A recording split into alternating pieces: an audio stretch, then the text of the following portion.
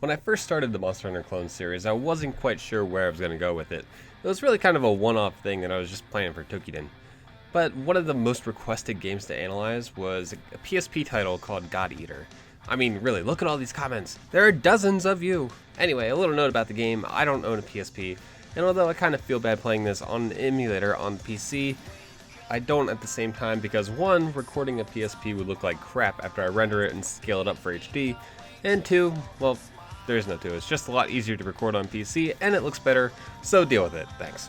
God Eater is honestly the closest game to Monster Hunter I've played in this series so far, but the main thing is that it doesn't really copy Monster Hunter directly, instead it adapts it and changes it enough so that it makes the game able to exist alongside Monster Hunter.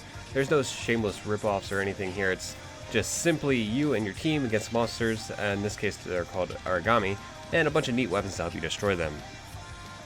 Now I'm playing the original God's Eater, formerly titled God's Eater Burst. It's actually an enhanced version of the original God's Eater, which was released only in Japan.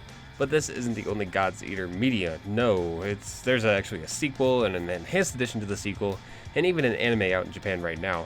Fortunately I wasn't able to watch the anime or play the sequel, but maybe in the future we could take a look at that.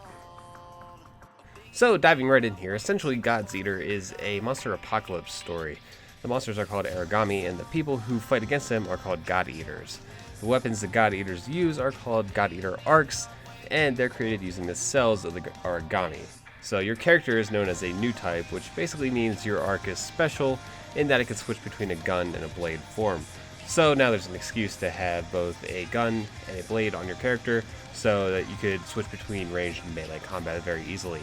And as a new type, your character joins Fenrir, a special defense unit that exists to protect Japan and the world from these Aragami. One thing I especially love about this game, and hear me out here, is the story.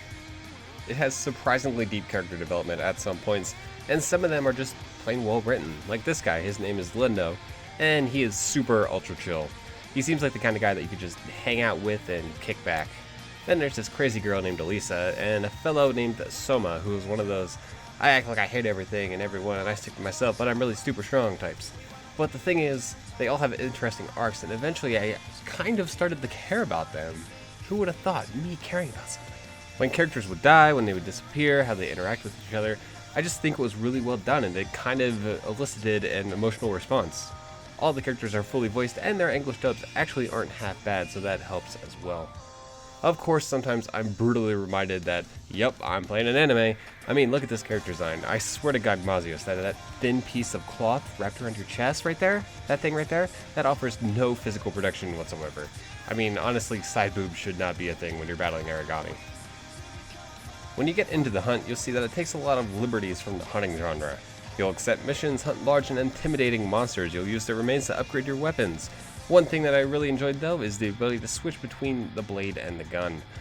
It's pretty handy. For example, if you need to distance yourself from this strangely mutated Kangalalal, you are still able to attack. There's even a boatload of different ammunition types. Jumping back into close quarters means you'll have light, medium, and heavy blades you can attach to your weapon. These each have different animations, attacks, and speeds as you might expect. For example, the heavy blade is kind of similar to a greatsword, and the weapon designs are actually pretty neat after you start upgrading them. Like this thing is near the beginning of the game, and it's basically a scythe. One thing that's different is the armor system, because it's almost entirely cosmetic in God's Eater. You can purchase clothing, which mostly has a modernish look to it. Instead of carving your prey, your arc actually just kind of eats it. It's a little weird, but the reason behind it is because your arc is made with the cells of the Aragami, so you need to basically eat it to get the materials, or something like that. After you harvest an Aragami, you'll enter Burst Mode, which increases your speed and attack power. You're also able to transfer some of that power to your teammates by shooting them, which does not seem like a reasonable thing to do, but it's recommended anyway. Sometimes you'll be able to shoot giant bombs at the monsters, which is actually pretty effective. The monsters I've seen so far are pretty generic. Admittedly, I haven't finished the game, but I've spent over 15 hours playing around in God's Eater. Some of them are kind of creepy, like this lion Aragami with a human face. The combat is very similar in style to Monster Hunter. It kind of has that clunky movement where it's kind of hard to move around and you can't really interrupt your attacks. However, it's a bit more versatile because you can switch to your gun whenever you'd like. Now that sounds pretty neat on paper, but honestly I was a little bit disappointed with the whole gun mechanic thing. There's a ton of different ammunitions and everything, which is really cool, but none of them really feel like they have any weight behind it. Even the more explosive shots don't really do anything to enemies. There's just not any like recoils or anything. Regardless, the gun is definitely a positive thing because it throws some much needed variety into the mix, so you're not solely limited to melee combat. In true hunting RPG fashion, you'll fight a lot of Arigamis resembling beasts, bugs, all sorts of things like that. Along with that, there's quite a few reskins when you progress through the game. There's all manner of different colors between the Arigami you'll fight, and some of them are just not that fun to fight. One of my least favorites is a guy called the Chiyu. He's like this weird martial artist guy that looks like he has wings for arms. The reason I don't like fighting him is that honestly I'm just not a huge fan of his design for one, and two, he's just kind of boring. There's not really much going on with him besides his spin kicks. But on the other side of that coin, there's some really neat monsters to fight. The first tough monster, I guess you could say, is a monster called the Vajra. It's like this electric tiger, and it's actually pretty difficult the first time around. Luckily, you have a team to help you fight, so it's not solely you, and none of the fights seem to go on for too long. According to Co-Optimus, God's Eater doesn't exactly have online multiplayer. It has what's known as ad hoc multiplayer, which basically means it connects to other PSPs physically near you, and if you both have the game, you'll be able to hunt Arigami together. It's kind of unfortunate though, because there are over 100 missions to play in the game, and maybe there's some sort of method for playing online with the emulator, but honestly, it seems like it just might be more trouble than it's worth. God's Eater Burst on PSP is probably going to be a single player game for most people, unless they have friends with a copy of the game in the vicinity. In all honesty, God's Eater is a decent clone. It offers a variety that set itself apart from Monster Hunter while still resembling the core mechanics to appeal to fans of the genre.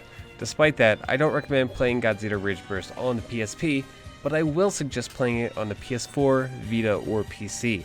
That's right, there's an enhanced remake releasing on modern systems, coming in the summer of 2016. You could read all about that at the website, the God's Eater website, or the link in the description. Anyway, that's all for God's Eater today. Thanks for watching this episode of Monster Hunter Clones. I hope you enjoyed it. Next time we're going to take a look at Freedom Wars on the PlayStation Vita. Yep, I went ahead and I bought a PlayStation TV because it can play Vita games. So you can expect that in the next couple of weeks, along with a few other things I have planned. Thank you for watching, and I will catch you all later. Peace.